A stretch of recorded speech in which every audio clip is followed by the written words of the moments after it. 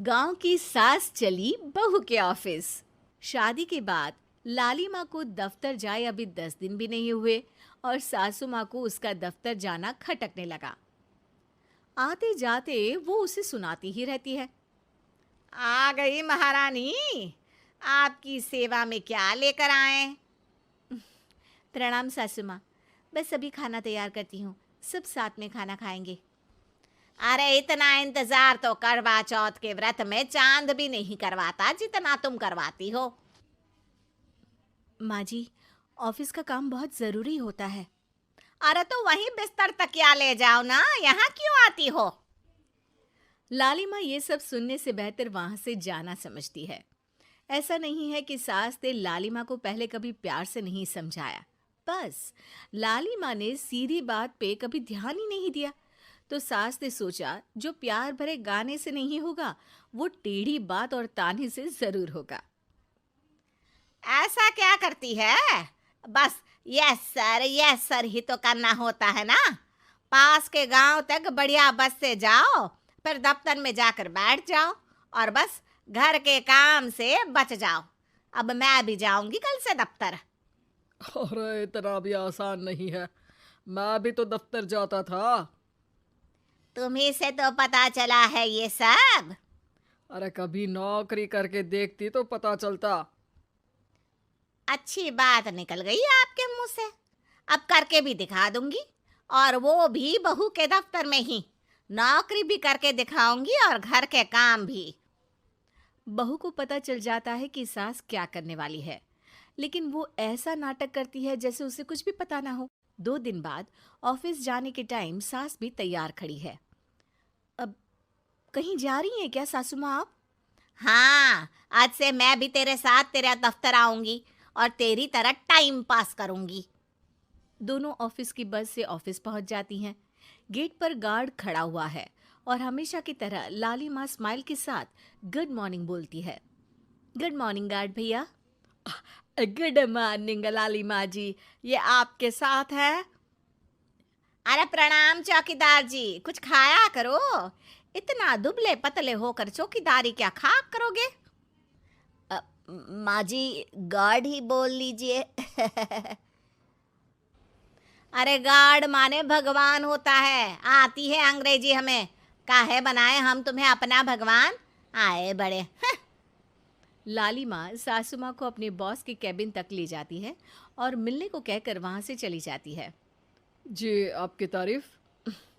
अरे पूरा मोहल्ला करता है, यहाँ किसी से भी पूछ लीजिए ना। अब मेरा मतलब है आपको लोग कैसे जानते हैं? लाली माँ की सासू माँ। मेरा मतलब था कि आपका नाम क्या है? है सिमरन देवी। अरे वाह, बहुत मॉडर्न नाम है। अब ऑफिस का नाम है, घर का नाम तो है मालती बाई। अच्छा अच्छा।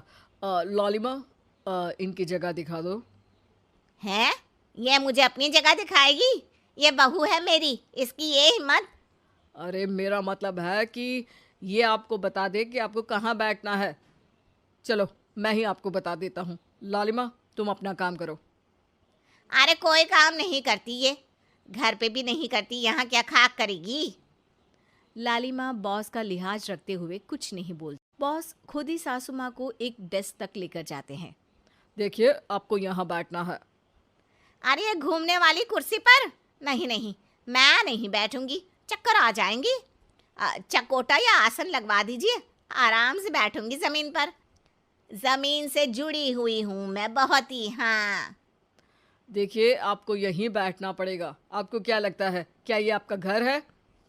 नहीं तो, आप भी ना बहुत भोले हैं। मेरा घर तो गांव में है, ये तो आपका ऑफिस है।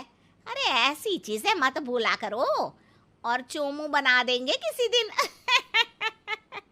बैठ जाइए और मुझे सारे ज़रूरी मेल भेज दीजिए। ये रहा कंप्यूटर। अरे कंप्यूटर की क्या जरूरत है, मेल तो हाथ से निकलेगा ना। ला एक पत्थर, ला हाथ घिस दूं। क्या? हाथ का मेल? तभी सिचुएशन को संभालने के लिए बहू आ जाती है। अच्छा ये छोड़िए, आप वहाँ पेंट्री से कॉफ़ी ले आइए अपने लिए। अरे इतना तो मुझे भी पता है कि कंप्यूटर पे लिखने का काम हो जाता है, फिर कॉपी क्यों मंगवा रही हो? अरे माँ जी, कॉफी, पीने वाली कॉफी। तू मुझसे काम करवाएगी? तेरी सास हूं मैं। मेरी भी तो सुन लो कोई, आपका बॉस हूं मैं। हाँ हाँ सुनाओ ना। क्या सुनाऊं? अरे बेटा तुम बॉस हो, जो मन करे सुना देना, बस गाना मत सुनाना। अगर तुम अच्छा नहीं गाओगे ना तो मेरा मूड ऑफ हो जाएगा। अरे यार, अच्छा एक काम करते हैं, आपको क्या क्या आता है? हम्म, ठंडा खा लूं तो नाक आती है, तीखा खा लूं तो हिचकी, और ज्यादा खाना खा लूं तो यह हम बता नहीं सकती मैं। अरे मेरा मतलब था कि काम में क्या क्या आता है। बहू बहुत काम आती है, पति भी काम आते हैं, बेटा भी। देखो काम तो अपने ही आते हैं ना, जैसे भी हो। हे भगवान, क्या करूं माँ जी आपका। अरे बेटा मेरा ना कोई कुछ नहीं कर सकता, मेरा मंगल बहुत मजबूत है। हाँ। अच्छा, मंगल से याद आया, बताओ कितने ग्रह हैं सूर्यमंडल में? मंगल, शनि, अम, पृथ्वी, अम, और बताओ। हाँ सब बढ़िया, तुम बताओ बेटा। बॉस वहाँ से परेशान होके चले जाते हैं। लंच के बाद कॉन्फ्रेंस हॉल में एक मीटिंग हो रही है जिसमें कई सारे लोग हैं। किसी को कोई आइडिया भी है कि क्या हो रहा है? हाँ हाँ, वो चौकीदार काम छोड़ के बिल्ली के साथ खेल रहा है।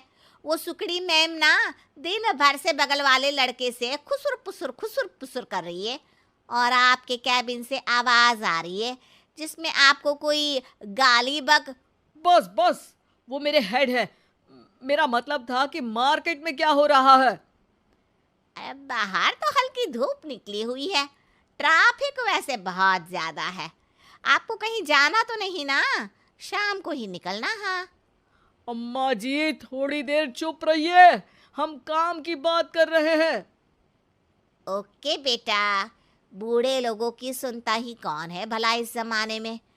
तू भी चुप कर ले, जिस दिन तू बूढ़ा होगा ना पता चलेगा।